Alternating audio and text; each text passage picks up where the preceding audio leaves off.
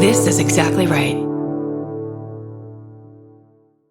If audiobooks are your thing, or if you've been meaning to listen to more of them, you should check out a podcast called Earsay, the Audible and iHeart Audiobook Club, hosted by Cal Penn. Each episode spotlights standout audiobooks on Audible across all kinds of genres. Sci-fi, comedy, romance, thrillers, and more, with Cal talking to guests who help break down what makes each story worth listening to. It's a fun, easy way to discover your next great audiobook. Check out Earsay on the iHeartRadio app, Apple Podcasts, or wherever you get your podcasts. Goodbye. The best time to think about home security is before you need it. That's exactly why there's Simply Safe. Traditional home security only alerts you after a break-in has already happened, and that's too late. Simply Safe is changing that. Simply Safe's U.S.-based live agents identify threats on your property and help deter them so intruders never get to your house. The system is customizable so you can build one that fits your home and your specific needs. The 24/7 professional monitoring is effective and affordable and won't lock you into a long-term contract. I think that's what's so scary for so many people is that long-term contract. And like, what if it turns out you don't like it or need it, but they don't have that because they know you'll like it and you'll know that you need it and feel so much safer when you have it. Like at this point in my life, I would never go without a security system on my house. I just feel safer with actually having Simply Safe around. There's a whole staff at Simply Safe that's waiting to talk to you and help you out. Right now, you can get 50% off your new system by visiting simplysafe.com/MFM. That's half off at simplysafe.com/MFM. There's no safe like Simply Safe. Goodbye. While the world watches the stars at the FIFA World Cup, Hyundai has its eyes on the next generation of talent. The future soccer stars who are already turning heads at age 14. Because next doesn't wait for an invitation. And Hyundai doesn't either. Hyundai has always moved the future within reach. Hyundai did it by making advanced safety standard on every vehicle. And by engineering EVs with ultra-fast charging capability. And Hyundai continues doing it every day because the future isn't some far-off concept, it's already here. Next starts now. Hyundai, an official partner of FIFA. Goodbye.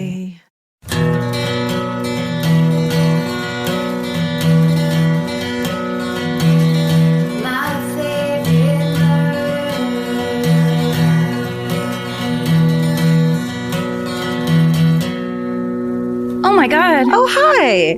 Hi, welcome. Welcome to the not live version Of My Favorite Murder. the podcast. That's Karen Kilgariff. And that's Georgia Hardstark. And here we are in the pod loft once again. That's right. It's only been 4 years. Oh, so dusty. Dusty. There's cat hair everywhere. Ow. The Kicking spiders. shit. Spiders have made Spiders? spider webs out of cat hair. Oh, no. Yeah, we haven't been here in so I long. know. We're finishing up our fall tour this weekend. Yeah, our last two shows for the fall tour, Atlanta and Austin. That's right. Very excited. And we're already fucking planning and into the winter tour. How are we alive still? We're not. This is all post. This is post-existence. Oh. That's why it's so fun and interesting. That's right. It's not bad. It's pretty exciting. It's pretty great. Our tickets for our winter tour have started going on sale for the fan cult. They're about to go on public sale soon. They're selling out super fast.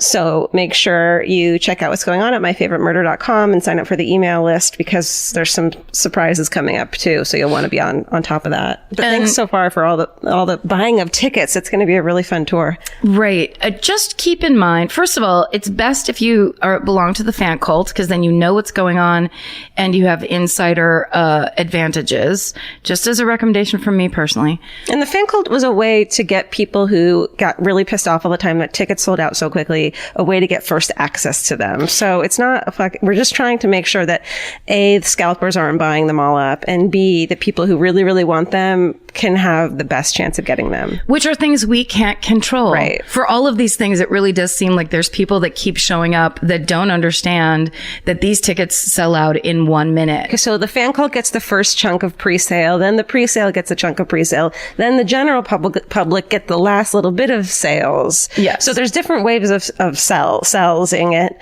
And we're also maybe going to add shows here and there. So keep an eye out for Here those. and there. Now we're really in this bad position. Listen, Des of, Moines, stop having yelling. to answer the complaining. Hawaii, though, man, if you can't get a ticket anywhere else, get your fucking ass on your vacation mode to Hawaii. Was that all that business? That's all that, I think.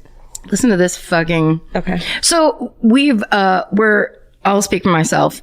I'm very tired. We had quite the week last week. We had an amazing group of shows in the Bay Area. Lots of my family and friends were there, which was very, very exciting to see everybody. Then we came home, and then we had our Halloween show at the Microsoft Theater for 7,000 people, which was incredible. Pretty awesome and huge and big and awesome. Yeah. And then on Friday, we hosted the Winter Gala for PEN America, which is a nonprofit organization that supports the literary arts and free speech, and basically makes sure that people who write and make writers make movies, do whatever. Journalists, whatever. Journalists are protected, and that free speech is protected, which is like now more than ever. Right. So George and I had to host this thing. It wasn't a thing. It was a gala. It was a gala. Which, all I want to do in my life is get dressed up and go to galas. And you really did. Your dress was awesome. Thank you. Thank you, Rent the Runway. Otherwise, I never would have been able to afford that. Yeah, it was really cool. It looked old fashioned. Thanks. So was yours. No, I looked like a witch librarian. You looked amazing. It wasn't. I thought the gala was 3 months away, so I had a dress I wanted to wear hanging on my closet door that I was like, I'm gonna get there. That's with my the dress. Swimming routine and my other ways that I'm being reasonable these days. And then it was like, no, the gala is on Friday, and I was like, what the fuck? So we have to turn around and host this gala, which was very intimidating and whatever, and on the heels of everything else, a lot. But it went great. It was the people were the coolest. We met so cool. A lot of people that work for PEN America that were so nice. And then there was just a cavalcade of literary luminaries and stars in this audience. One of which, and the thing I was the most excited about is the legendary actress Alfre Woodard presented director Barry Jenkins, who is the Oscar-winning director for Moonlight. He has a new movie coming out, and she presented his award. He won an award that night, I believe for film or for directing. And so Georgia let me skip in front of her because we were switching off introducing people. And so I got to introduce Alfre Woodard. And when she came up on stage, she gave me a scrunched nose smile and said, "You're doing so good," as she hugged me. And so I walked away very emotionally overwhelmed by that. And then she introduces Barry Jenkins, and then she comes off stage while he accepts his award. And she gives me another sweet smile, but it's like this really small area backstage. Yeah. And she sits down, and then I lean over her and say, "You're a legend." And then I burst into tears. I have never seen Karen so nervous around a person before. And she could not have been more sweet and lovely. But I think I scared her a little bit. No, and then she was just like, "Let's take a photo or something," right? So so the three of us get up to go there's like a photo area, and suddenly Karen's nowhere to be found. and Alfre turns to me and goes, "Where'd she go?" And I look around and I go, "Oh, you made her cry." And Karen's around the corner, her back's to us, but I could just see her trying to get it together. Holding folded up cocktail napkins under my eyes going, "You're not allowed to cry right now." But it was that thing of I think it was the tsunami of that whole week and a half. And her speech was gorgeous. It was very emotional. Cool. Yeah, it was but I lost it. And then she had that look on her face that was like, "Ooh, I have to get out of this small confined space around this lady." But it was, thanks again to PEN America for having us host. We had the best time, and it was super cool. Okay. And another reason to get on that email list that I just talked about, if you just go to myfavoritmurder.com, it'll show you how to get on there. We have a lot of really cool stuff coming up with our podcast network that is getting up and running real soon. The Exactly Right Network. That's right. And we have a bunch of new merch too at the website. A lot of really fun sweatpants and comfy clothes and pet stuff and t-shirts and fun new sayings. And we're also coming out with a holiday line soon, but there's just a lot of new stuff coming up all the time on there. So make sure to keep an eye on that. Yeah. And we'll be talking about the network more. We'll be running some trailers for you, teasing the shows that we have on, and we have some really exciting announcements of the people who are going to be having podcasts on our new podcast network. So we're excited to be telling you about that. So stay tuned. Don't worry, we'll inundate you with information. Oh, we're also, speaking of the tour, we haven't talked about the fact that we're playing the Grand Ole Opry What the fuck? Could this conversation be more just like there's not one thread? We're both talking about different things every time we talk. What if we just everyone found out that we couldn't be in the room together anymore, so we're just recording our side of the conversation and Steven has to just stitch them together, but he's doing a really bad job of it? That's right, Georgia. I agree. do love cookies and cakes. Yes. Oh, yes. Merch. Okay, then let me join it all together and read you this email that I was laughing my ass. Okay, great. We have one more piece of housekeeping. Should I get it out of the way? Do it, yes, okay. please. The other last piece of housekeeping is that Housekeeping is that you can now find us ad free on Stitcher if you should so feel like it. Yes. So you can hear ad free episodes did Dottie just fall down behind She me? just did like a somersault behind you in the most silent comedic way that was really delightful. Good girl. Improv. Dottie. You can hear ad-free episodes of My Favorite Murder every week. They come out the same time the episodes go up. So it'll just be up on Stitcher Premium. And you can get a free month of Stitcher Premium at stitcherpremium.com and use the promo code MURDER. So yeah, and just in case you don't want ads. Yeah, there's people that pay for their podcast hosting so that it doesn't take up a bunch of bytes and gigabytes. That's right. Another reason, because you don't and have to memory bytes That's on right. your computer. So if that's a thing, or you're just rich, or you hate ads, there's all these reasons. But look into Stitcher Premium because it's a good way to have some ad-free podcast enjoyment. Sure. All right. So here's an email Stephen pulled for us, and the subject line is episode 105, and it says, "Hello. A friend of mine had just listened to episode 105 about your review of the Netflix movie Murder on the Cape and the Krista Worthington murder. She told me to check it out. I had never heard of your show, so I looked it up and listened to it this morning. I played Tony Jacket No. in the movie Mike Luna. Jacket is emailing us? It's the actor playing Jacket. No, it's Jacket. I thought your description and the review of the movie was totally accurate, and so is the breakdown you provided for the actual murder case. I have lived and worked in the area my whole life, and I remember the events pretty well. I'm not an actor and never claimed to be one! Exclamation point. Oh my God. I have been a welder by trade for 20 years. Oh my God, I'm sweating.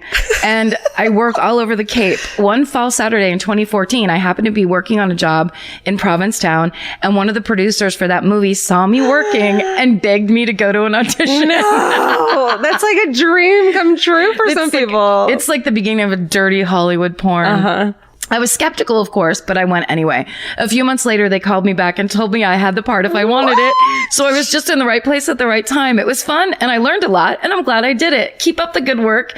Best regards, Josh. And Josh! Here's the best part. Josh, underneath his name, like a businessman, has the name of the welding? fabrication and welding company that he clearly owns and works for. Let's give him a shout out. Brewster Walther. His name's Josh Walther, and he works at Walther Fabrication and Welding in Brewster, Massachusetts. Amazing. The idea that he wasn't an actor, Yeah. he did. I wish I'd known that. He did and an one of his friends amazing was job. like, you got to listen to this episode. Holy shit. Josh, I can't remember what I said. I hope I neither. wasn't too critical. I did enjoy watching Murder on the Cape for what it was. This podcast has reach, and it's weird, and it all is just so weird. It really is weird because it's like, it'll be like 6 months later, but we recorded it, so it's permanent. Totally. Don't talk too much shit. I mean, ladies and lady, Karen and Georgia. but I just, God bless that casting director who's just driving around Provincetown Yeah. like, that one, I want him in my office tomorrow. She's so sick of fucking all the like actual actors that are coming in from the local theater. Yes. Trying to talk like this. And she's like, Or the I just ones- want a normal person, like a welder or something. Hey. Yes. Look at that guy with the rat eyebrows. He looks like a jacket. He could be a perfect jacket. He could be a jacket. He could be an onions. He could be a hole. That's right. An everyman. Just a noun, last name based everyman. You know that we love that here on My Favorite Noun Last Name. My favorite noun man. Well, is that the end of business? I guess as we know it. I guess this is the end of this. Concludes the business podcast portion of this podcast.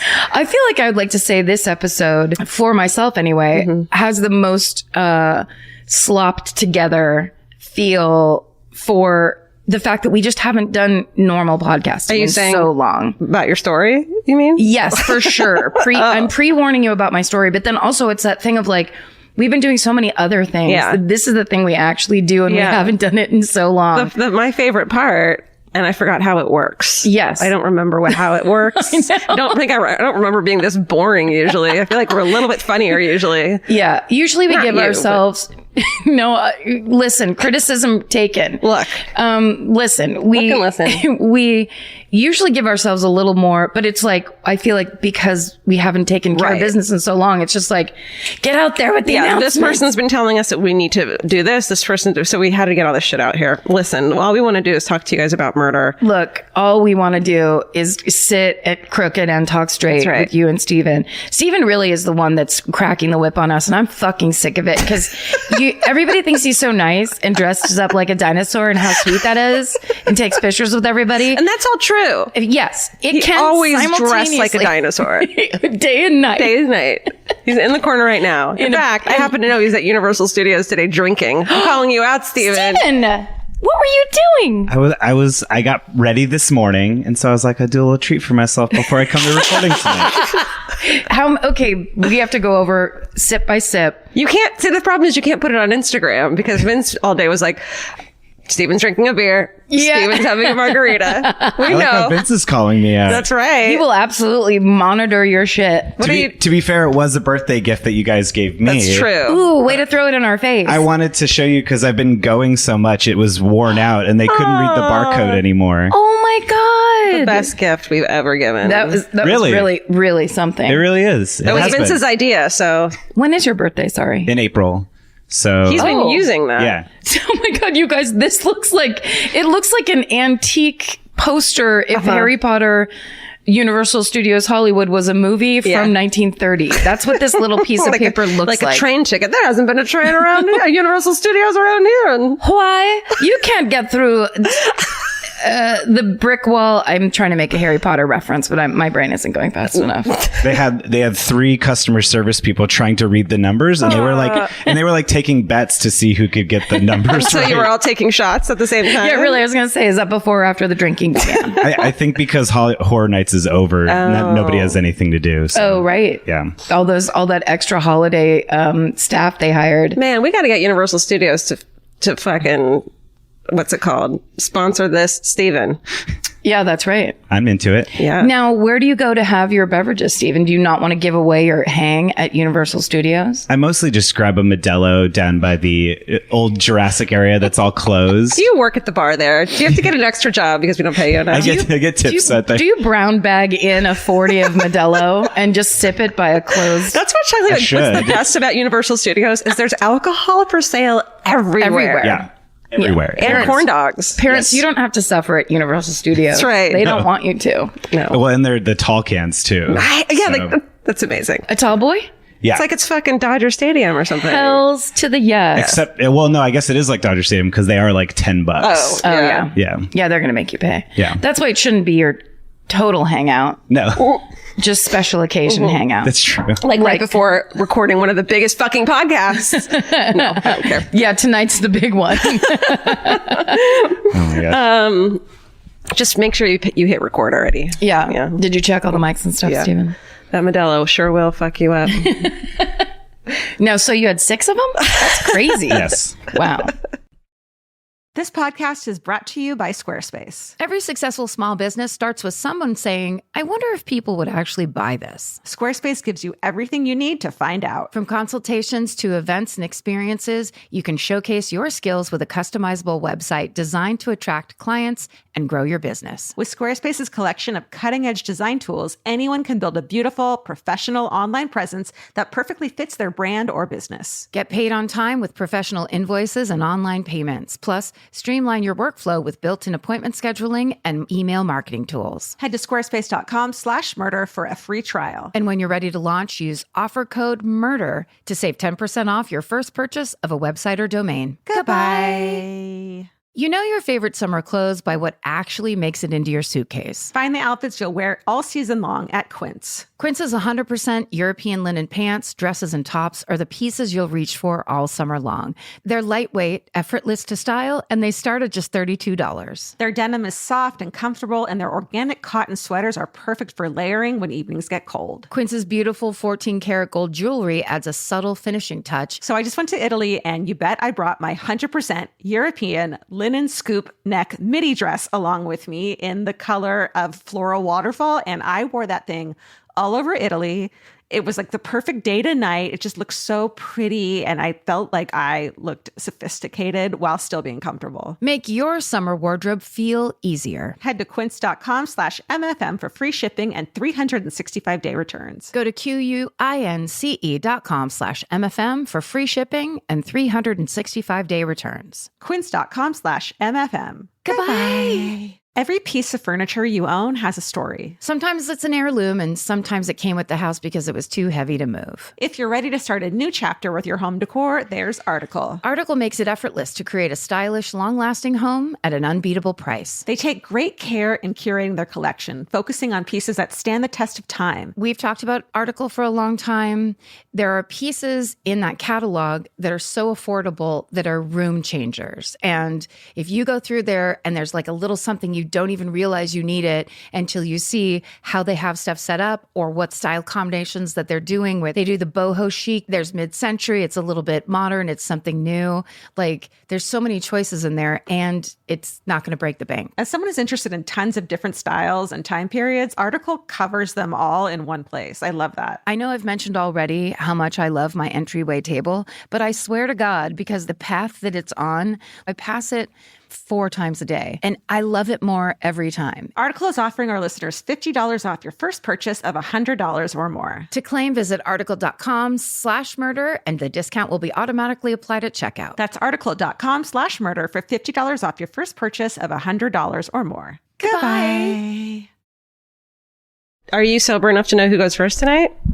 Karen goes first. I almost Karen dropped the K. mic. All right. Don't drop that mic yet. You did cover the basics. Like Steven has a piece of paper in his notebook He's like, that has all they're going to ask me is shit. So you warned us. I've warned you. Are we getting read at an episode of I Survived? No, it's sloppier than that, if you can imagine. Well, this is the thing, because I actually did have a couple fully written murders left over from when we were in the Bay Area that I would like change my mind at the last minute. Yeah. But this is one that somebody recommended it to me probably a year ago, and probably when we were going to play Toronto or Montreal, maybe, because it's a Canadian story. Mm-hmm. But it wasn't long enough to do, like it didn't feel long enough ever. Yeah. So it's just been sitting in this little folder. Shorties are fine. I feel like we're always trying so hard to be like 5 or 6 pages and there's all these involved things, but sometimes there's like a really cool story.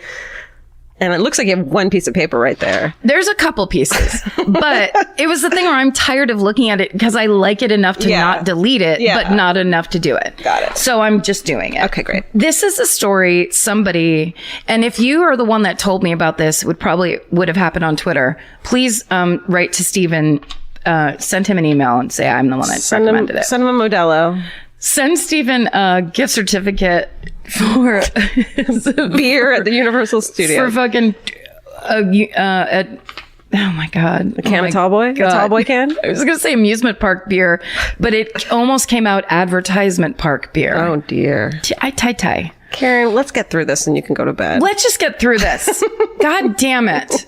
Sign up for Stitcher Premium. They're like, oh, is it talk free too? Because I'll sign up to hear you guys shut the fuck up. Yeah, I can't wait till you guys are fully entertainment free.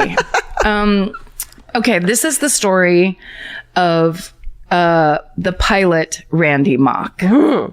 Okay, so the articles I got this information from are the Edmonton Journal and the Deseret News. And this happened in Alberta, Canada. Okay. On September 23rd of 1992. Great. So I'm going to back you up a little bit, but the frustrating thing is there's no information about this guy.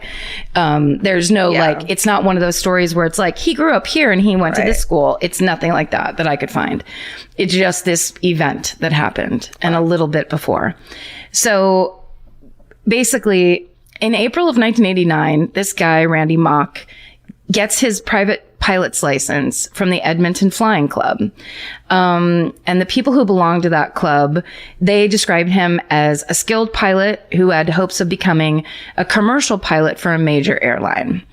But just 3 years later, all of that will get thrown out the window. The airplane window? The airplane's window. Oh, shit. Basically, we cut to the summer of 1992. Okay. Randy Mock's 30 years old, and he is having a very bad time of things. That June, he had been laid off as an aircraft refueler at Sky Harbor Aviation at Edmonton's International Airport. And then in August, his 23-year-old girlfriend, Dawna Lawrence, and Dawna spells her name D-A-W-N-A, Dawna. The minute you said how she spells her name, I was like, there's going to be a motherfucking W in there, and I'm going to fucking hate it. So the name Dawna is like one of the greatest 70s names of all time. But then when you combine it with the name Dawn, which is this third greatest 70s name of all time, I couldn't ask for more. I mean, it's another one of those, imagine a baby named Dawna. It's this baby Dawna. How does this baby have black roots and bleach blonde hair? I can't believe it. Should that baby be smoking a Capri? I really feel like, and drinking a fucking watermelon. Just let me split this Capri with Dawna the baby. I have to get through today. That's all I need. Dawna has those small circular lighters that she keeps in the pack. The baby Dawna. You know those lighters that like go in the pack? Because somehow she's never on a fresh pack. She's always like 6 cigarettes in. Dawna is the original person who sent a child to the store to get her cigarettes. She's the first and the foremost. That's right. It's all about living your fucking life. Right, Dawna? We love you, Dawna. We love you, Dawna. So, okay. So, Dawna is 23 at this time. She's dating Randy Mock, and she breaks up with him, and she moves back in with her parents. So the two of them, Dawna and Randy, had moved in to his Southside apartment for like 4 to 6 weeks. Kind of whirlwindy. She moved back home, in with her parents in Alberta, who lived at 149A Avenue at 72nd Street. So that's the neighborhood this all takes place in. Don't know it. You might not be familiar with it, but the people of Alberta, the proud citizens of Alberta, are like not at 149A Avenue. That's my favorite intersection. Oh my God, that's the intersection where it all goes down. That's right. Maple syrup, poutine, whatnot. Really good Kit Kat. Oh, you just stand on that corner and eat a fucking Kit Kat. We were somewhere. Oh, we got shipped from our Vancouver show. Yeah. We got shipped all the gifts that we take home from everybody. And there was a bag of candy, and I go, throw in all the Kit Kats, and George is like, there aren't any. They're already gone because we ate them all in the venue. We ate them while we were standing there. Yes. Canada, please don't stop bringing us Kit Kat. Oh God. But they sent us a really sweet-ass Cadbury Carmelo or caramel one. That's right. God damn, that thing was extraordinary. I mean, just Canada has better candy, that's all. Okay, so now we're back in that neighborhood in Alberta. Do it. Dawna is also 7 months pregnant. Okay. So oh, shit. You can kind of see that, like, they're together, they're having this romance. She gets knocked up. She's like, let's make it work. And then 4 to 6 weeks later, she's like, see you super later. Yeah. So everything in Randy's life is kind of the shits. Okay. As my dad would say. The shits. The shits. So just after midnight on September 30th, 1992, so Randy's trying to get back together with Dawna, and she's just like, please. He calls her parents' house, Dawna's parents' house. She refuses to talk to him. He tells her, so I guess, but he gets her on the phone enough to say, in about an hour, go to your front window and look out because, quote, you're going to see something spectacular. Oh, no. She hangs up on him and goes to bed. His dick. Is he just going to be standing out there with his dick? Just pointing to his dick and being like, am I right about the spectacularity of this thing? Remember this thing? Don't forget about him. She's like, it's not going to work, dude. It worked the one time. I still have to deal with it. Right. Okay, so she goes to bed. At 1:34 a.m. that night, Randy goes down to the Edmonton Municipal Airport. He gets into his 1969 Cessna 150H two-seater airplane. Okay. Which is his pride and joy. It's his plane. It's vintage. Right. He puts on his vintage aviator glasses. The leather cap, Right. helmet thing. He puts, You know that thing? yep, like Lindbergh. He wraps a scarf around his neck like Lindbergh. Okay. And he basically takes off. Oh, shit. It's 1:30 in the morning, middle of the night. Don't do it. It's not a good idea. And he heads on over to Dawna's parents' house, and he begins flying back and forth directly over the house, making these huge loops between Dawna's parents' house and the airport, just buzzing the house. Nothing says, I'll be a great father. You should totally get back together with me. I'm stable and have my shit together. Like that. Like a quick airplane buzz of your dad's house. Yeah. So, he then, as he's kind of in the middle of this, he contacts the flight service station at the Edmonton International Airport around a little after 1:30. He indicates that he intends to crash the plane into Dawna's parents' house. Oh, no. Now, unfortunately, and I imagine that the flight service station is similar, if not the same as a control tower. Yeah. It's not the language they use, but that's what I'm guessing. And no one there answers because it's 1:30 in the morning and they work from 6 a.m. till like around 8. Yeah. And that's it. So, and he should know that because he worked at that airport. But so no one calls back or no one responds to his, what isn't really an SOS or distress call. Breaker. This is It's just a 909. weird bad boyfriend announcement. Yeah. So after one pass, Dawna and her family run to their car and they drive to the Londonderry police station, which is only a few blocks away. And now at this point, the cops at the Londonderry police station, or the Royal Canadian Mounted Police, as they are called up there for short, they know about what's going on because the entire neighborhood has woken up and called the police, going, holy fucking shit, there's a plane, and not just doing circles he wasn't in the air, buzzing the house so that at one point, and he would be dipping down and cutting out the engine, and people were like, is he gonna crash now? He clipped the top off of a tree. He was coming within feet of the roof of the house and in the dark. No. Yeah. So people are shitting. So he's swooping, dipping, and buzzing right above the houses. Clips top branches of a tree. So finally, police go into the neighborhood and they evacuate around 100 people out of the neighborhood because they don't know what this fucking guy's going to do. Yeah. And they get them all to go over to the local shopping mall parking lot for safety. Okay. So a woman who lived in the neighborhood named Yolanda Rovere, she went over she got evacuated. And she was quoted in the press as saying, every time it came by, I picture her voice to be kind of high and dreamlike. I love it already. Every time it came by, I drive to a different part of the lot to get out of its way. It was unreal, like a dream, only it was real. Yolanda! That's Yolanda freaking the fuck out. I love you. So she's just sitting in her car staring at this plane, and every time it would come anywhere near, she would drive to a different part of the parking lot. Oh, no, is this a dream? Or is this a dream? Okay. He does this for nearly 2 hours. What a dick. Buzzing the house. Go to sleep. And finally, the police negotiators get into that control tower thing. They get him on the horn on the plane. Yeah. And they try to talk him down and try to get him to land. And at first he refuses to speak to them. But then finally, when he's getting closer to running out of fuel, he demands to talk to Dawna, Dawna. Of course, she refuses to speak to him because she's like, no, you're full nuts and there's no engaging you whatsoever. Smart move, Dawna.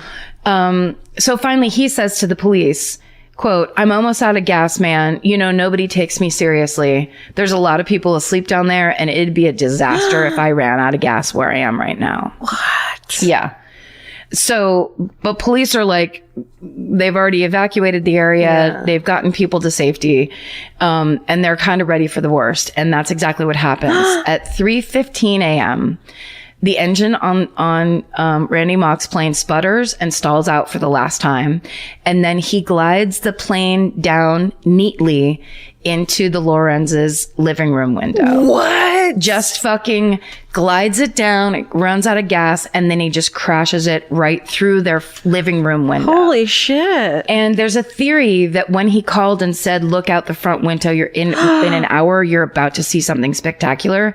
He thought he would trick her into standing in that window while he crashed into the house. No. Yeah. That's the theory. Yeah. That makes sense. But of course, he knows Dawna ain't like that. No. She's not going to be standing around some window like, what is it? Yeah. A Is it fruit your basket? dick? Is it that good dick? Okay. So another witness from the mall, and this is kind of, to me, worth the entire bothering to tell this story. Another witness from the mall is named Don Rudko. And he was so close to the crash, but like seeing the airplane before it crashed, that he actually watched as Randy Mock casually flicked a cigarette butt out the airplane window a few seconds before he crashed it into the house. Holy shit. He told the press, quote, I could see the red spark as he tossed it out. I thought, this guy must be Cool Hand Luke. Here he is. He's going to kill himself. And he flicks a cigarette out the window. Yeah. It's a little baller. It's so like done Casual. and done. Oh my God. That's a man with nothing to lose. No. So he crashes it into the front of the house, obviously. Inside the crash site, the cockpit with the injured pilot inside, Randy Mock, comes to a rest in the living room. Holy shit. The wings of the plane are sticking out on either side of the demolished front door. And the fire department has to go in and use the jaws of life on the cockpit to pull Randy Mock out of the cockpit. Oh my God. Which is so funny because when I was reading that, the jaws of life, when they were like an invention, it's basically like a different version of a buzzsaw that the fire department uses when people are trapped in cars. Yeah. So they used to have to just pull doors open, like either jimmy them open or like pull them open with their hands. Yeah. And oftentimes in really bad car accidents, they would get crashed so that you couldn't move the door. Right. And people would die inside of cars because they'd be injured and the fire department couldn't get them out. Right. And I still remember when they started using they call them the jaws of life. Yeah. My dad would come home and tell these stories about what an amazing invention it is because he could like that all of a sudden they could rescue these people that were inside So it's these like cars. I remember, I've heard all about them since I was a kid, but like, so it's like a buzzsaw. I thought it was like a big the priors or something like that. Well, that's what it sounds like. Yeah. But it actually is. It's from what I remember seeing in pictures, it just basically looks like a chainsaw that you can use on metal. Wow. So it's like, I'm sure there's a way they pry them as well, but it's basically like a way to get into a jammed door. Damn. I know. Crazy. So they have to go in and get him out. Using the jaws of life, they actually carry him out of the house through the back door and like leave a line of blood on the linoleum. So he was like inside the house, which is such a fucking crazy thing to think. He's taken to the hospital with serious skull fractures and facial injuries, and he ends up dying in the hospital a month later. And Dawna's father told the press, quote, I told him he wasn't welcome in my home. I guess this is how he got in. And he gave the press that quote while standing in his living room filled with shattered glass and bits of aluminum fuselage. Holy shit. And then Dawna's brother, they didn't have his first name. He says to the press, it was one of those love things. What? How old is this kid? 12? And he's like, this is love. There's no way he wasn't super high on drugs.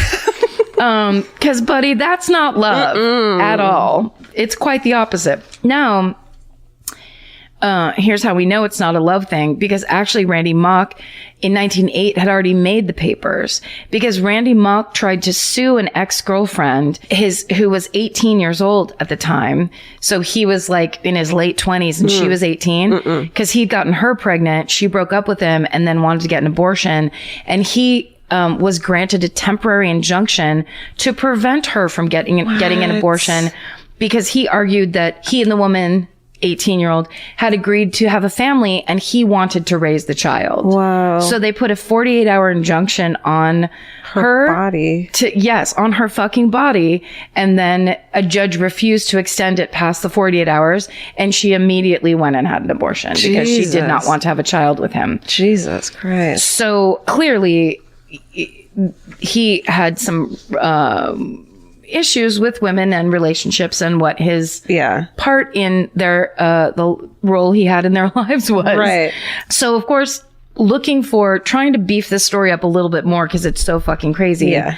I go on Reddit. Yeah. And Reddit basically somebody was like, I remember a story of a guy telling a girl to stand in the front window, and it sounds like a ghost story at first. Turns out it's the Randy Mock story.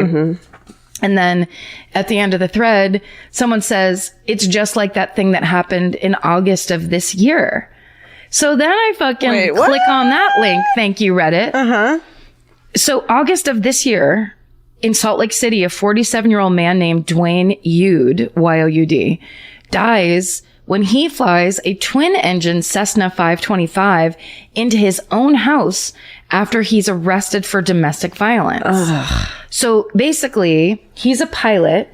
He works for like a private company as their like on-call pilot. So he has full access to the employer's plane and the digital access code to the airplane hangar at the very small Spanish Fork Springville Airport in Salt Lake City, where there are no air towers. There's no aircraft traffic control monitoring at all. They don't monitor who takes off and lands. They're like, go have fun. Yes. So essentially, he is witnessed beating his wife. He gets arrested. He gets held in jail for like 2 hours. He makes bail. He goes straight to this airport. He takes up his boss's plane and he has to then fly to crash into his own house. He has to fly under high voltage power lines, go around other houses, comes right in. And Holy shit. Can you imagine being one of those houses that a fucking plane is going around? yes. I mean, no, it's like, That's crazy. you'd be like, what in the living fuck? Yeah. And it was, at this time it was 2:30 in the morning. Oh my God. He crashes. It's like kind of like what Sully Sullenberger did on the fucking Hudson, except for the bad version of it. Yeah. He crashes into their house, and his wife and 24-year-old son escape. The house catches on fire. Jesus. And they run out the back and they get away, and he dies in the crash. That's crazy. Isn't that fucking crazy? And then at the end of that article, No. I swear to God, it says, this is the second bizarre airplane incident in recent days. I wouldn't call that bizarre. I call that a fucking psycho dick. Nightmare. Yeah. Yes. Abuser. Well, also, I think it's like, we look at pilots, people who fly planes have to have nerves of steel. Yeah. They have to be constantly the most reasonable person everywhere they go because they have to handle shit. They're like the bottom line of handling shit. Yeah. And it seems to me 99% of most pilots do exactly that at all times. You'd hope. I mean, right? It seems like they just do it. So when one loses their shit, It's like so, because the quotes they had in that article, the people that he worked for 13 months, so not forever, but still they were like, he was rock solid. He was like, of course, he was the golden boy. People put on this like facade of this normal, I've got my shit together. And then they just then snap, but it's calculated and like you can smoke a cigarette and fucking right before you crash a fucking plane because you're just so used to being like acting like everything's fine and normal. That's right. As you're doing the craziest thing anyone could do, you're also like, anyway, Smoke a cig. ding. Okay. Yeah. So, and also I think it's that thing of like when the veneer cracks because he had been witnessed beating his wife, then arrested for it. So it all was like any secrets that they had at home were now fully public. And he was like the end, Family Annihilator style. We can't live through this. Right. But apparently, so at the end of that article, it said, it's the second bizarre airplane incident in recent days, quote unquote bizarre. On Friday, an employee stole a turboprop plane from the SeaTac International Airport in Seattle and flew it for more than an hour before dying in a crash on an island southwest of Tacoma. What the? Oh, I remember that. Yeah, when someone just stole an airplane and then crashed it. That's right. And killed themselves. Yeah. So that's my short, sweet, and super insane, like, here's some weird airplane stories. That's crazy. I want to know more about that last one because the guy seemed totally normal and he wasn't trying to hurt anyone. That one, he was just. But he was, I mean, if he's a pilot, the way he did that, you know, like you can only get so far. You have so much fuel. Yeah. You know what the end game is when you take a plane up in the air. That's part of your job, I think, as a pilot. This guy just seemed to like kind of snap. Yeah. And I don't think he was a pilot. I think he was like, worked with planes. And so he didn't even know how to land. Think that's what it was? I don't know. Yeah, I'll have to look in more. It does say an employee. So you're right. It doesn't say a pilot. Yeah. That's crazy. Wow. Yeah. Well, I was going to look that one up too. And then I'm like, is this, now I'm just belaboring the fact that I just had 2 small stories, but still so crazy. Yeah. That's creepy. That's weird. Well, shit. All right. Well, good job for thanks. being tired, I think. Now it's out of the folder, so I don't have to think about it anymore. Great. Delete. Right? Delete it. There are some questions humanity may never be able to answer, like, what's the meaning of life? Or even worse, what do I make for dinner? Luckily, Hungry Root has one of those covered. Hungry Root is like having your own personal shopper and nutritionist all wrapped in one. They'll take care of the weekly grocery shopping and recommend groceries and meals tailored to you. Imagine a world where shopping, planning, and cooking food is simple and stress-free. That's a reality with Hungry Root. Once you tell them about your goals and preferences, they fill your cart with personalized recommendations. And those recommendations get smarter as Hungry Root learns more about what you did or didn't like. Most of Hungry Root's recipes can be made in just 15 minutes or less. I complain about dinner and cooking and that kind of stuff constantly. And Hungry Root provides exactly the thing I'm complaining about's solution. Like they make a zesty chicken avocado sweet potato bowl that is exactly what I want at the end of the day, but would never, ever take the time to make. And with Hungry Root, it's just right there. It's waiting for you. For a limited time, get 40% off your first order, plus get a free item in every box for life. Go to hungryroot.com/MFM and use code MFM. That's hungryroot.com/MFM, code MFM to get 40% off your first box and a free item of your choice for life. Goodbye. Let's be real. We don't all have time to keep up with the latest fashion trends. Some of us want to look stylish, but have someone else to do the shopping. That's where Stitch Fix comes in. Their expert human stylists get to know your lifestyle and budget so they can pick pieces that actually work for you. Stop shopping and get styled today at stitchfix.com/murder to get $20 off your first order. That's stitchfix.com/murder. Goodbye. Current you is trying to get through today. Future you would like it if you thought about tomorrow every once in a while. Now both versions of you can work toward the same goal with Acorns. Acorns is a smart way to give your money a chance to grow. You can sign up in minutes and start automatically investing, even if it's your spare change. The Acorns potential screen shows you the power of compounding and how your money could grow over time. You can quickly adjust how much you're investing every day, week, or month to make sure you're always building towards your goals. Whether you're just starting out or thinking about settling down, Acorns supports your big and small goals across every life stage. Sign up now and Acorns will boost your new account with a $5 bonus investment. Join the over 14 million all-time customers who have already saved and invested over $27 billion with Acorns. Head to acorns.com/MFM or download the Acorns app to get started. Paid non-client endorsement. Compensation provides incentive to positively promote Acorns. Tier 2 compensation provided. Potential subject to various factors such as customers' accounts, age, and investment settings. Does not include Acorns fees. Results do not predict or represent the performance of any Acorns portfolio. Investment results will vary. Investing involves risk. Acorns Advisors, LLC, an SEC-registered investment advisor. View important disclosures at acorns.com/MFM. Goodbye. Okay. Well, speaking of Seattle, Oh. I'm not going to tell you too much about this because I want you to kind of guess some shit. But this is basically the Seattle Cyanide Poisonings.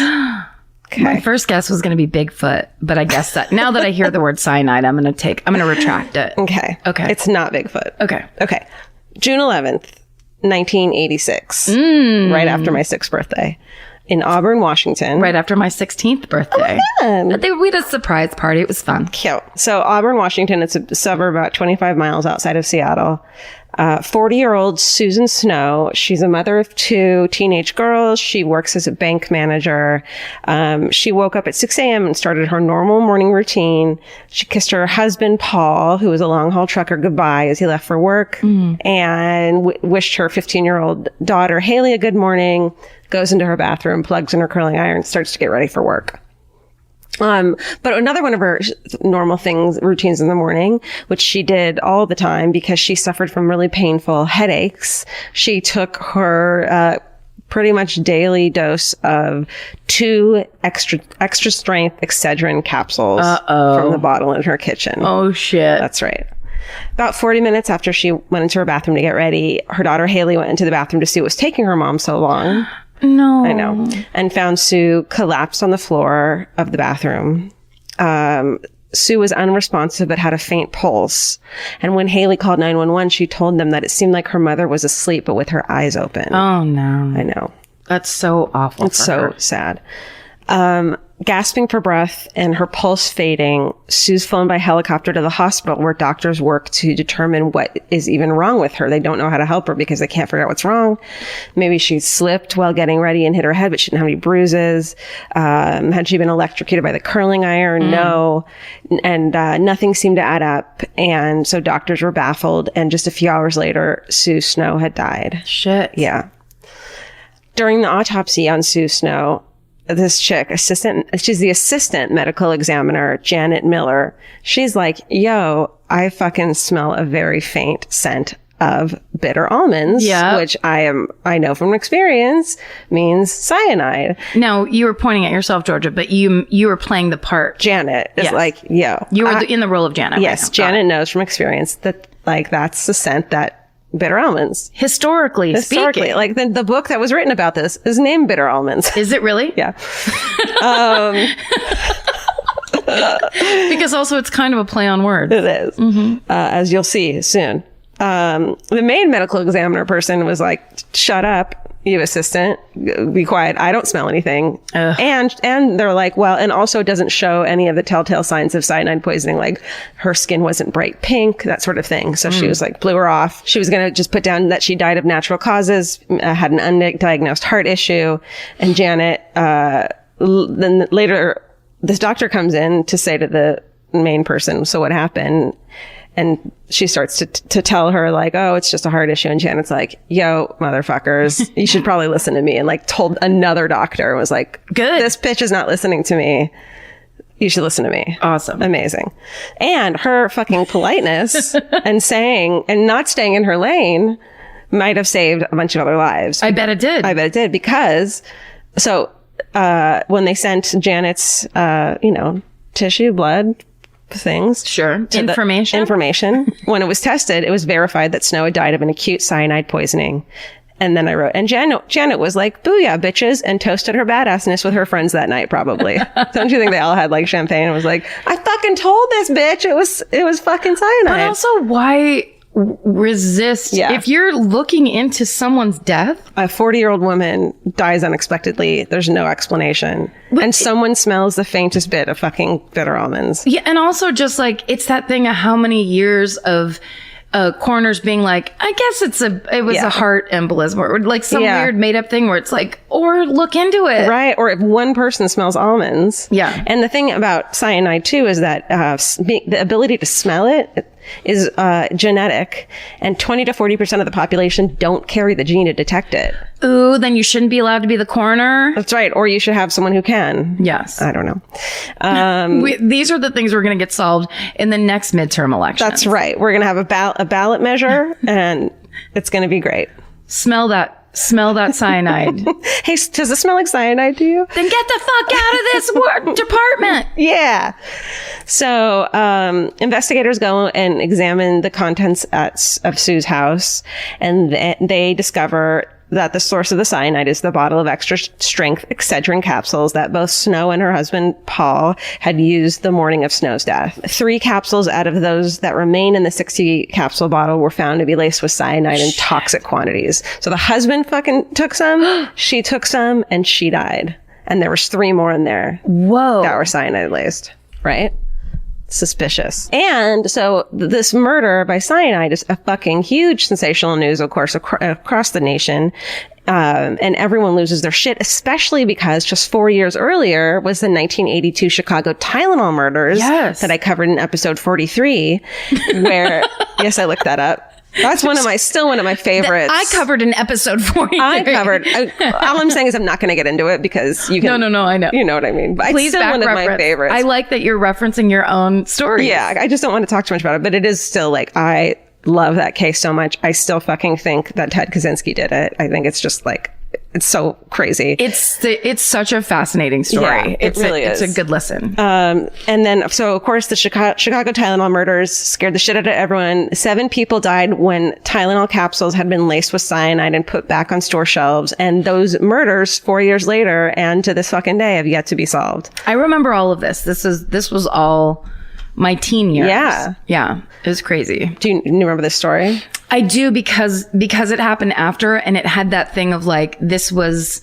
before. Is this a thing now that's happening all the time? Right. It's because it was before the silver tabs that used to go on top of everything. Right. You used to just open stuff and there would just be cotton stuffed in the top. And that was the way that they kept things safe for everybody. There wasn't even childproofing back then. No, there was kind of nothing. So it was that thing of like, it doesn't make sense that anyone could have access. Right. It's good that anyone with a glue stick who can glue the the paper box back together can put it back on the shelves. Any weirdo they hire at the weirdo grocery store down the street That's right. can get into your business. That's right. It's the thing you don't know, you don't realize it until something terrible happens like this. Right. So this happens. And of course, suspicion immediately falls on Sue's husband, Paul, especially when he started wearing Hawaiian shirts and shorts after the funeral. No, like Paul. he was on fucking vacay. No. Right. And he got angry when investigators started questioning him.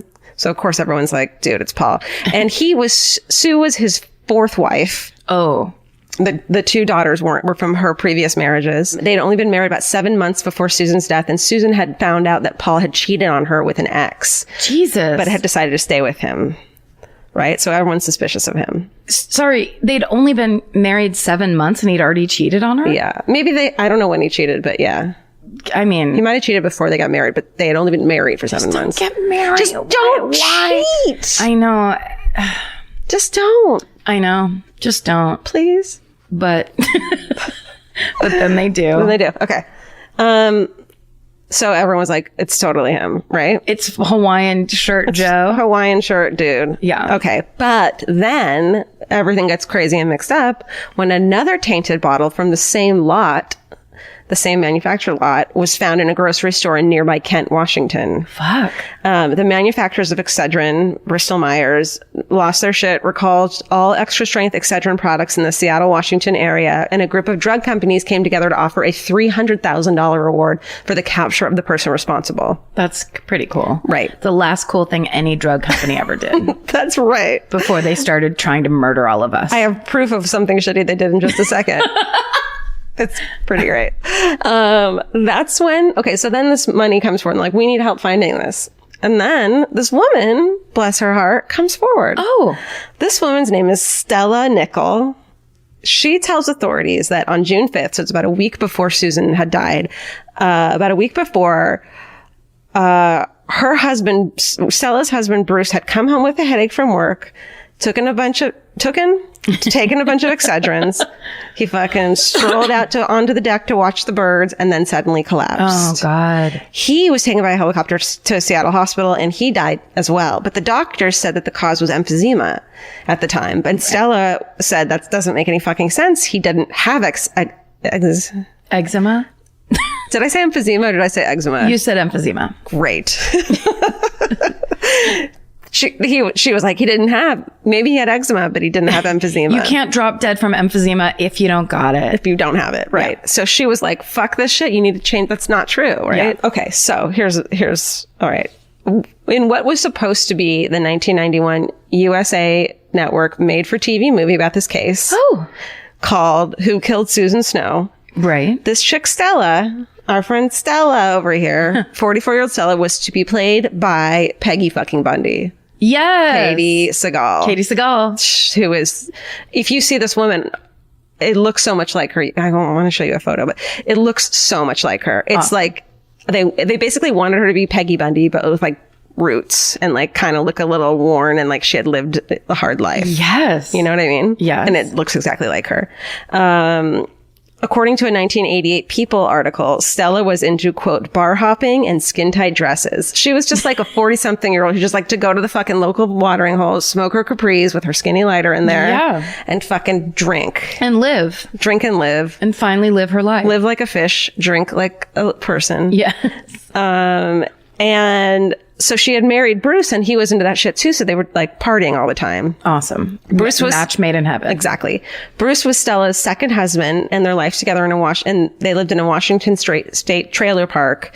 And apparently it was kind of a bummer of a life, though. Okay. As you could imagine. Okay. But unfortunately, the plug got pulled on this film, this made-for-TV movie, because the drug companies, Big Pharma, was like, no, you're not making us possibly look bad, and they fucking pulled the plug. So, because that's who actually controls entertainment. That's right. Big Pharma. So that means I don't know who was going to play anyone else, but we can speculate. So when Stella, who was like, you need to keep looking, he didn't die of emphysema. When she heard about that Sue's death, she was like, oh shit, and checked her lot number on her Excedrin. It was the same lot number as Susan's bottle. Whoa. Okay. Yeah. So, tests confirmed the presence of cyanide in the bottle that she had and in Bruce Nichols' remains. So he had died from the same thing. Okay. So both Susan's husband Paul and our friend Stella filed wrongful lawsuits against Bristol Myers, but the FDA inspected the plant where the Excedrin lot had been packaged and found no traces of cyanide. Okay. Still, Bristol Myers recalled all Excedrin capsules in the United States, pulled them from the shelves, and warned consumers not to use any they already had. So it's like $1 million loss. Yeah. I don't think because if I remember correctly, they were the white pills. Right. I think. Extra strength Excedrin. I think they're still at the time the ones that you can pull apart and put shit in them. Really? I don't know. Well, from what I remember, looked like hard aspirin. Yeah. Where I was like, how do you do anything to that pill? Yeah. But I could just be remembering it that one way. Who knows? Who knows? Not me. So on June 24th, just a couple weeks after Sue's death, a cyanide contaminated bottle of extra strength Anacin 3, which doesn't exist. Anacin 3 was the shit. No. Tell us, Karen. Anacin, wasn't that one that was like marketed toward back pain? Oh, yeah. I feel like it was. Also, Doan's. Remember Doan's back pills? No. Doan's were like strictly back pills. They were just cocaine. It was just numb you out from like your C4 down. That's right. Yeah. So a bottle of those were found at the same store where Susan had bought her contaminated Excedrin, and those were contaminated as well. So on June 27th, Washington State put into effect a 90-day ban on the sale of non-prescription medication in capsules. So I think a capsule. Oh, capsules. Okay. Yeah. So I think that it's the kind that you can tamper with. That would make much more sense. Sure, but who knows? So investigators then, at that point, they started to get suspicious of someone specific, who our friend Stella, because she turned over 2 bottles of Excedrin that she had bought. And she was like, these are the bottles that he might have taken them from. But then she was like, I bought them at 2 different locations at 2 different times. So, and they had both ended up being contaminated with cyanide. So a total of 5 bottles had been found to be contaminated in the entire fucking country. And they thought it was really weird that Stella had bought 2 of those at 2 different places. Quite a coincidence. Quite a weird coincidence. Then, examinations of the contaminated bottles by the FBI crime lab, they opened up these capsules and they found that there wasn't just cyanide in them. They also contained this weird thing of little flecks of these green crystals throughout the cyanide. And they were like, what the fuck is this? This is really weird. Kryptonite? No. Okay. Algae destroyer. From a fish tank? From a home fish tank. Hey. Okay. Guess who has a fucking home fish tank hobby? Our girl Stella? Stella the mermaid? Stella's a mermaid. Shit. Stella has a fucking home fish tank habit. Girl. So wait, they were breaking down like every chemical compound Yeah. of like what touched these pills. They probably would have never fucking found her if this hadn't been the case. Yeah. Because what they think happened is that maybe she had a mortar and pestle or whatever the fuck, crunched that shit, that was her algae cruncher. And she never cleaned it out, crunched that fucking cyanide up in the same thing. And so it's just cross-contamination. Girl. It's not even on purpose. She did it to herself. She did it to her fucking, so simple. So guess what else? Our good friend life insurance policy comes into play. Sure it does. It always does. It always does. It's not just for fun. No. So Stella had taken out a total of about $76,000 in life insurance coverage on her husband, which that's 1988. In today's money is... That's easily $852,000. That's right. To the fucking penny. To the penny. However, if his death was accidental, she got an additional $100,000. Okay. Aside from the fact that this is such a every time we tell stories like this, and it's basically just people being like, I'm going to cash in on the person I'm married to. Right. Which in and of itself is disgusting. I'm done with this life. I'm going to cash in on this I'm going to cash in on a human being. Yeah. But then she kills someone's mom also? Right. Okay. So here's the thing. Okay. So, that's why I remember she was fighting with with emphysema doctor of being right. like, it's not emphysema. I know it's not emphysema. It's because she needed him to say it was a fucking accident. Accidental death. Right. So That's she could right. get that extra, because $76,000 or $826 million in today's money was not enough for her. She Right. needed an extra $100,000. Shit. So then, they were able to investigate what?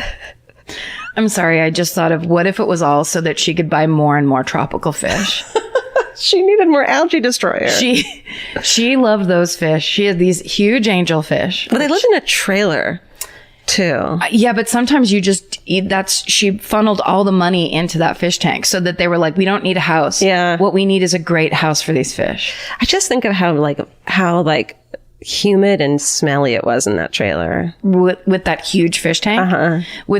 With that 9x25 tropical fish tank that was like everyone you see in a rapper's house on Cribs. Yeah. Or what about that TV show where they make fish tanks called Tanked? Is it? I think it's called Tanked. Is it? I'm getting a nod from Steven. Yes. Steven, do you watch Tanked? Steven's so excited. No, but I did watch it. I did watch one episode specifically, but I think it was like Kevin Smith. It's or on something. when you're like in the hotel room or like a bar or like the hotel bar more like, and it just happens to be on. And you're like, what the fuck? They made a whole show of this, and it's actually kind of good. I have to say, in any action movie, if they come in and shoot up the bad guy's like Shark Tank that he has, and then you see the wave that comes out, that's probably the most excited I get. That's got to be a really expensive budget.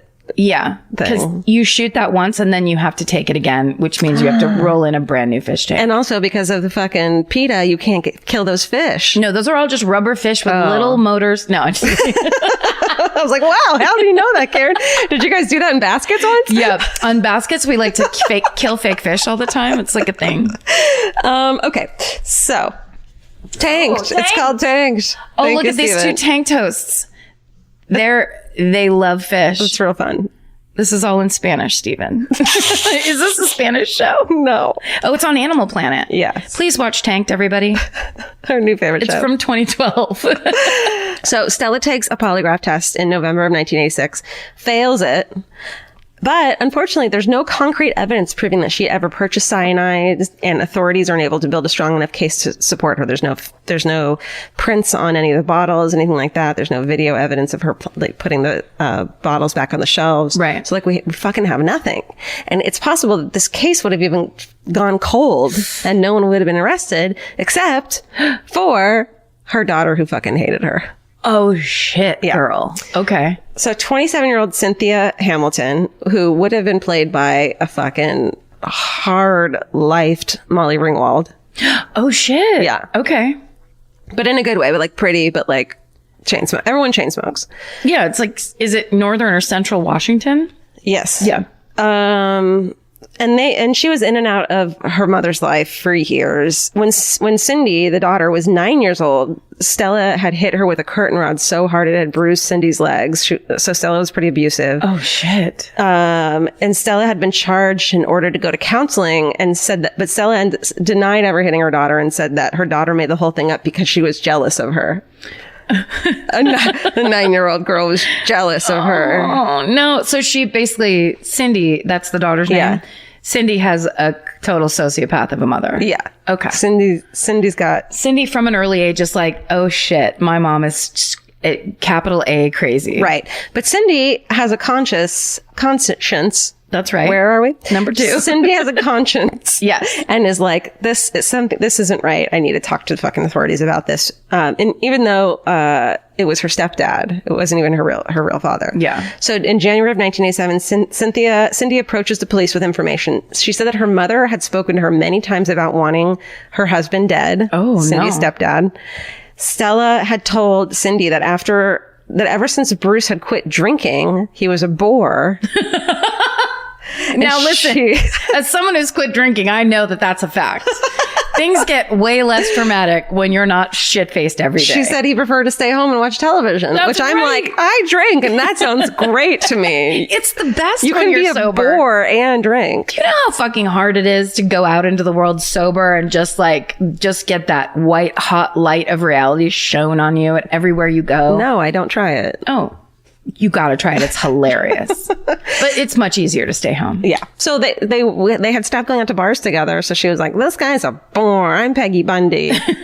Also, bars when you're sober, about 35 minutes, you can have fun, but you have to know when to go home because people start repeating themselves and it is a disaster area. I support you 100%. Thank you. This is why I never beg you to come out to like bars and shit. I'm like, why would I? You have to come here. There's like really bad nachos. There's nothing to offer you. There's really hard to follow conversation about things you don't care about. That's right. Yeah. So Cindy also claimed that her mother had spoken to her about what the two of them could do with the life insurance money if Bruce were dead. Oh, no. But Cindy said that her mother had even told her that she had tried to poison Bruce previously with the plant foxglove. Oh. Which I guess is a poisonous plant. It's very witchy of her, yeah. But it didn't work. But still, there's no smoking gun. Cindy hadn't seen Stella put the poison into the pills, and Stella had never confessed anything to her daughter. And then Cindy told authorities that but then Cindy was like, oop, shit. Just threw a pen at the microphone. Oh, I want to also say, okay, hold on. Boop. Let me think. Okay. But then Cindy was like, you know what might work? My mom started, after the foxglove thing, my mom started to check out books on poison at the fucking library. Girl, this is like that part of 7 where they just go and they look up all the books the person looked up. That's right. And they did that. They got a fucking search warrant or whatever. Oh. They got all the books. They found the books that she had checked out at the Auburn Public Library and showed that she had checked out numerous books about poisons, including a book called Human Poisoning. Oh, girl. Be a little more subtle. And cover it up. Native and Cultivated Plants and Deadly Harvest. So they fucking fingerprint that shit. Yeah. The FBI fingerprints that shit. It only has roughly 1,500 fingerprints on it. That's right. But they also subpoenaed her, card. Her information. Yeah, and saw that she had checked it out. They found her fingerprints on it, including the page that belonged to cyanide. Shit. And they have what they can do. And also, so what they think happened was that she poisoned her husband. He died. The doctor would only say it was emphysema. So to get it back to the fucking poison, she went out after that and put poison fucking bottles on the shelf. Oh my God. So the reason Sue died a week later is because those bottles hadn't been on the shelf yet. So if the doctor had been like, he got poisoned and it was accidental poisoning, she would have gotten her money and left it alone. Right. But she went out and basically not saying it's the doctor's fault at all, but she went out to garner more attention to get that accidental death. And killed Sue. And killed Susan Snow. Wow. Isn't that fucking awful? Yeah, it really is awful. It is. So on December 9th, 1987, Stella Nichols indicted by a federal grand jury on 5 counts of product tampering, including 2 which resulted in the deaths of Susan Snow and Bruce Nichols. So she's not, so it's federal because after the Tylenol murders, the FBI did a strict new federal anti-tampering act, and it was like super strict. You can't tamper with drugs. So that's why it was federal. But so she wasn't tried for their murders. Oh. It was tampering that led to the deaths of these 2 people. Why? Because that sentence would be longer or something? Like it was a bigger deal? I don't know. So you said that just like my cousin Eileen. Really? I don't know. So she goes to trial in April of 1988. Cindy agrees to fucking testify against her mother as long as her mother doesn't get the fucking death penalty. And they're like, great, that won't happen. Talk about, wow, what a complex relationship that is. Yeah. Stella's found guilty on all charges. She becomes the first person charged and convicted under this federal anti-tampering act. She's sentenced to 2 90-year terms for the charges relating to the deaths of Susan Snow and Bruce Nichols, and 3 10-year terms for the other product tampering. She'll be eligible for parole in this fucking year. Oh. at 73 years old. Jesus. So I think they're trying to also figure out a way to charge her with murder as well. Yeah. But she fucking is like, I am innocent. This is some bullshit. She's doing all these like appeals and shit because she said there's a bunch of evidence that was never turned over to the defense. She also claims that her daughter lied in order to get that. Remember that $300,000 that was offered to people who could help by the drug companies? Yeah. The daughter got $250,000 of that money. So it's almost like she said, like she's doing it for money. She's doing it for money. Wow. Yeah. So, fucking Stella Nickel continues to maintain her innocence. Yeah, but girl. I know, girl, it doesn't look good for you. It does. There's too many coincidences. There's too many. And that's this Seattle Cyanide Poisonings. That's amazing. Because I remember the Excedrin one coming after Tylenol. Yeah. I did not know it was that involved and Isn't crazy. that crazy? Yeah. How did I didn't really know about it either. So nuts. Yeah. Hey, let's talk about positive shit. Hey. Yeah, what do you got? Okay. Okay. Look. Okay. I don't know. But okay. I love the new season of Big Mouth, of course. But please go watch The Curious Creations of Christine McConnell on Netflix, everyone. It's there. Everyone's saying, and it's so true. It's like Tim Burton meets Martha Stewart. Oh. But it was also filmed at Jim Henson's studios. I think because there's puppets and shit involved.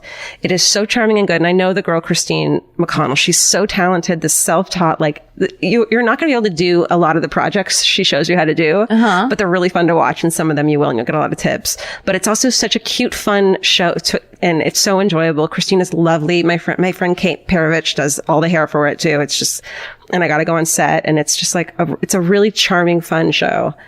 So sorry, it's like a craft show? It's like a cooking and craft show with a storyline that she is this macabre, like, woman who lives in the house with her pets, which are these, like, this raccoon that she taxidermied and came back to life. But it's got like a fork for a hand. And her name's Rose and I'm in love with her. And like the Sphinx cat who was this Egyptian god and he's just amazing. So she's real. She's like real. A scripted, like, she's this reality show almost. It's like a scripted cooking show. Okay. So it's like Giada De Laurentiis if she and Tim Burton made a show. But she shows you how to make these things. And I've followed her on Instagram forever. She's just incredibly talented and really, really cool girl. But it's really cute and charming and fun. And I think kids will like it. It's a little bit, it's for adults, but they won't get a lot of the jokes. So I think a really cool, talented kid will really appreciate it. I feel like it's going to be one of those shows in 20 years that someone's like, when I was 11, I saw this show and I knew I wanted to be whatever. Yeah. It's a really charming show. Awesome. Yeah. I watched the whole season. It's like 6 episodes in one night. Very cool. And it's on Netflix. Awesome. Yeah. Yeah. I'm just trying to get a sense of like, it's crafts, but also it's script. It's there's cooking and story crafts, to it. and it's like you come into her house. It's like her family. Like you come into her house, and she shows you how to make all these things based on whatever day they're having or whatever is going on. It's just a really cute show, and Christine is just lovely. Cool. Yeah, I have to see it. Yeah. Well, mine this week would be to mention that Tales from the Tour Bus has started again. And this season, so last season it was all country stars and I talked about it extensively. It's Mike Judge's series on Cinemax. This season, they're doing the story of funk. And the first episode, which aired, I think, last week, was all about George Clinton and Parliament and Bootsy Collins. Amazing. And that story about them being on acid and playing, and then the lights go on, it's 3 a.m. and no one's in the room. Like, there's just stories where you're just like, this is what it's all about. Yeah. It's so good and it's so incredible. And the fact that they change genres and like, it's so interesting. Anyway, so, I'm just super glad it's on again because it's one of my favorites. It's great. So yeah, watch Tales from the Tour Bus. Cool. Yeah, I think that's it. Yeah. And also we talked about it already, but the week we had last week was so fun and exciting and cool. And there was just lots of really humongous, like peak experiences and big moments for us. And they just kept coming. So it's like, it was hard to, I feel like if we had shows in between, we would have like spent good time isolating and going, wow, that was amazing. Thank you so much. But I mean, I feel like we haven't been able to do that for almost 3 years because everything has just been so peak and crazy, and it keeps coming, and it's just never ending and so fun, and we're so lucky. I have a quick. Yeah, it's been very exciting. Hold on. For as much as we are complaining and talking about being tired, right? It's also in a good way. Also, shout out to Cincinnati Murderinos. They raised $1,267 for RAIN during their murder ball in October. Nice. They said, yes, we had a murder ball with music and dancing and costumes and a cookie bar and a photo booth. Yeah.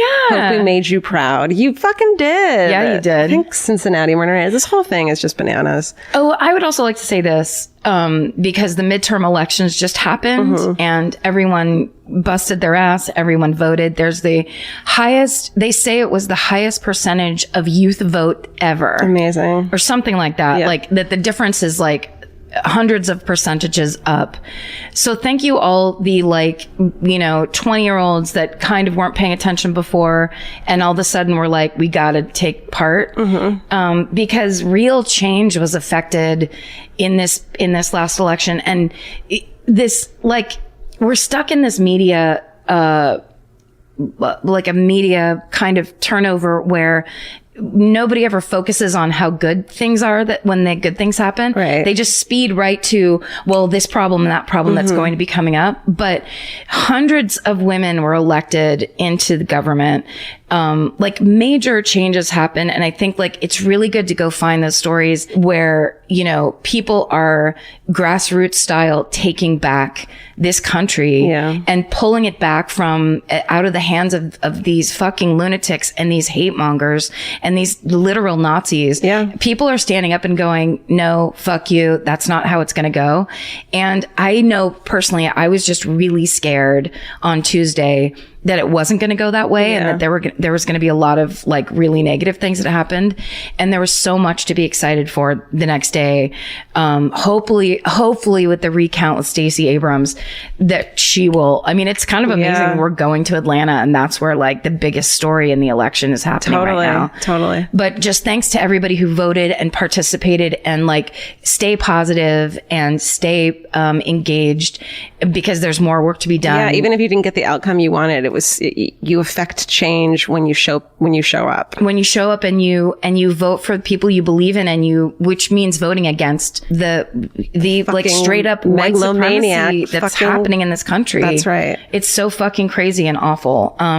Also listen to Pod Save America, which is cutting edge podcasting about the political system right now. Right. If you don't know things or you want to know, there's so much information just right at hand. Yeah. And it's easier than ever to be informed and to take back this country. So that's right. Thank you for everybody who did it and participated because it's so important. Yeah. Right, everybody? And thank you guys so much for listening. We appreciate it so fucking much. Yeah. And stay sexy. And don't get murdered. Goodbye. Elvis. Want a cookie? There it is.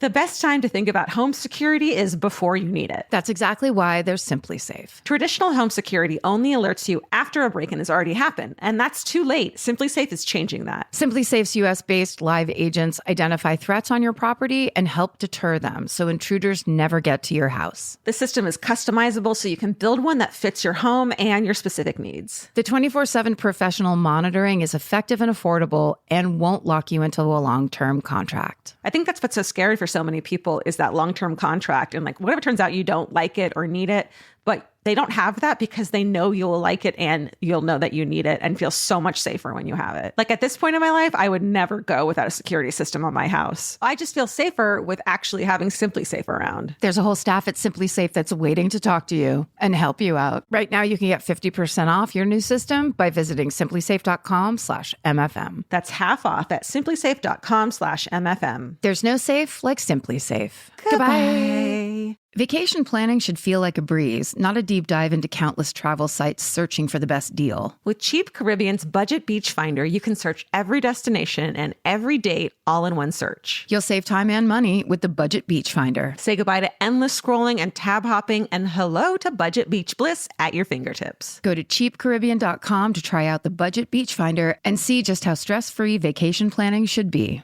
Goodbye. Capture your favorite summer feeling with Pandora Jewelry. Discover a collection inspired by the sunshine, freedom, and moments that make the season unforgettable. From sun-kissed metals to personalized pieces ready to be engraved with your summer mantra. Each design moves with you from beach days to golden nights and every memory in between. Shop Pandora Jewelry's new summer collection in-store or online at pandora.net and let your summer unfold. Goodbye.